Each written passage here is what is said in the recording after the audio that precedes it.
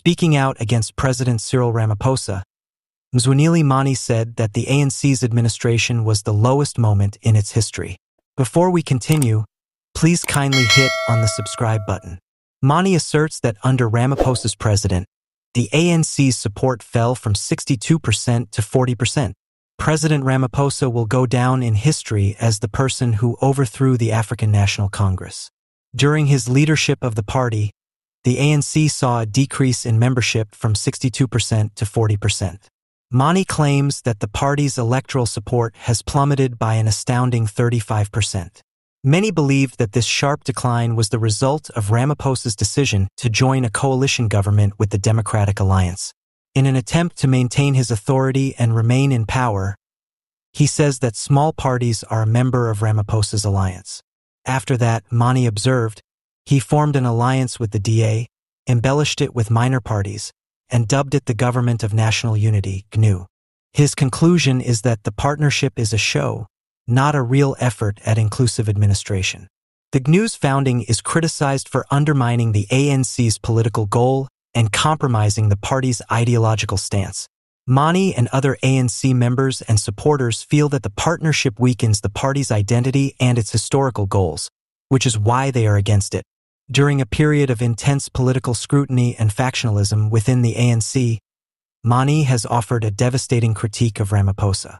Internal discord and mounting external pressure cast doubt on the party's ability to unite and regain political prominence.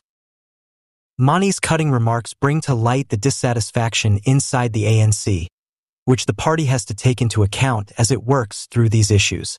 It remains to be seen whether the African National Congress, ANC, will continue to lose support under Ramaphosa's leadership, or if it will reclaim its former dominance. Concerns over the succession of President Cyril Ramaphosa remain a top priority for the African National Congress, ANC, of South Africa as it navigates the present political environment. The absence of a clear, obvious successor has left the African National Congress, ANC, unsure about its future leadership, prompting Justice Malala and others to consider the implications for the party and its current leadership. By the time his term ends, Ramaphosa will have guided the ANC through a trying time marked by economic difficulties, scandals involving corruption, and factionalism. But as of right now, there's no obvious contender to follow him. This unclear succession plan poses a serious challenge to the party that has controlled South African politics since the end of apartheid. Skilled political analyst Justice Malala sketches many scenarios for the ANC's future. Malala believes that the ANC's inability to groom a successor is a symptom of deeper structural issues within the organization. He emphasizes that internal disputes brought on by the radical economic transformation, RET, movement and the legacy of previous President Jacob Zuma have hampered the emergence of a cohesive leader. One likely candidate is the vice president at the moment, David Mabuza. Mabuza's political image has suffered as a result of rumors that he is corrupt and connected to the RET group. If he competes for leadership, he stands the danger of further dividing the party. Another possible contender is seasoned politician Lindiwe Sisulu. She has held many positions in the government. Despite her impressive qualifications, Sisulu has strained relations with certain party members by openly criticizing Ramaphosa's leadership. Whether or if she can captivate large crowds remains to be seen. The Minister of Finance, Enoch Godongwana, is another possible successor. Godongwana may provide the stability that investors are looking for because of his reputation for good economic judgment and a realistic perspective.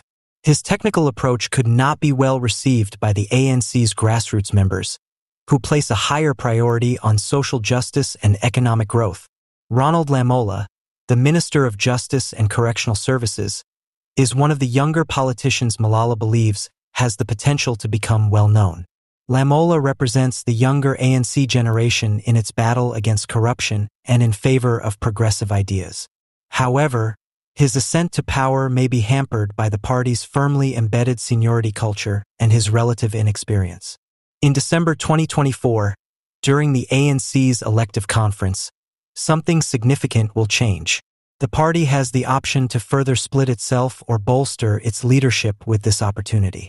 Malala advises the ANC to exercise care going forward. If they don't stick together, there might be serious issues for both the party and the nation. The political and economic future of South Africa is great.